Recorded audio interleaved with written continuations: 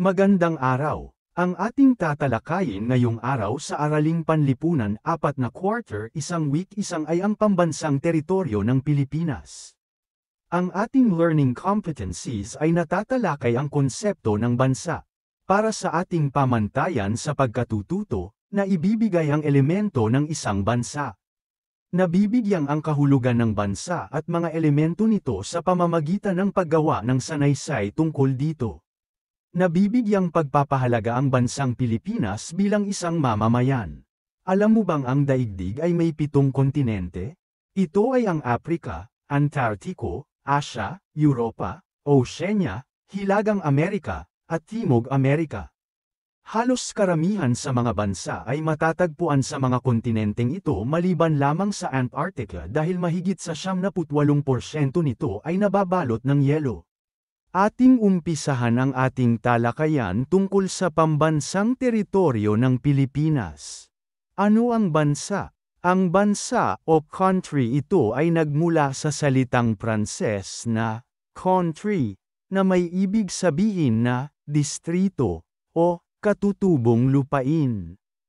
Ito ay ginamit upang tukuyin ang kinaroroonan ng isang geographical na lugar. Ano ang estado? Ang estado ay ang katawagan sa mga bansang nagtataglay ng 4 na elemento: mamamayan, teritoryo, pamahalaan at soberanya. Ang estado ay may 4 na elemento. Una, ano ang mamamayan? Ito ang pinakamahalagang katangian o elemento ng isang estado. Ang tungkulin ng mga mamamayan ay linangin at itaguyod ang isang bansa tungo sa kaunlaran nito. Dahil mamamayan ang nangangasiwa ng isang bansa, kung wala ang mamamayan, mawawala ng saysay ang iba pang elemento. Ikalawa, ano ang teritoryo? Ito ay tumutukoy naman sa kalupaan, katubigan, at himpapawid. Sa teritoryo malayang nakakakuha ng iba't ibang likas na yaman ang mga mamamayan upang tugunan ang kanilang mga pangangailangan.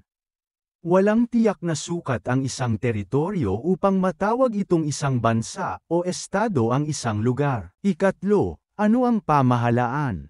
Ang pamahalaan naman ang nagbabalangkas o gumagawa ng mga batas na sila ding kanilang pinatutupad. Ang mga batas na binabalangkas ng isang pamahalaan ay nakaayon sa ikabubuti at kapakanan ng nakakaraming mamamayan. Pamahalaan din ang nagsusulong ng mga programa na siyang ikakaunlad ng isang bansa. Ika-4 at panghuli, ano ang soberanya? Ito naman ang karapatan na nagbibigay sa pamahalaan na pangasiwaan ang teritoryong sakop nito. Ang isang bansa o estado ay nararapat lamang na malaya sa sinumang bansa na gustong sumangkop dito. Ibig sabihin, walang sinumang bansa dayuhan sa bansa ang maaaring magpasya ukol sa pamamalakad ng teritoryo ng isang bansa o estado. Ang Pilipinas ay isang halimbawa ng malayang bansa. Pilipino o Filipino ang katawagan sa mga mamamayan dito.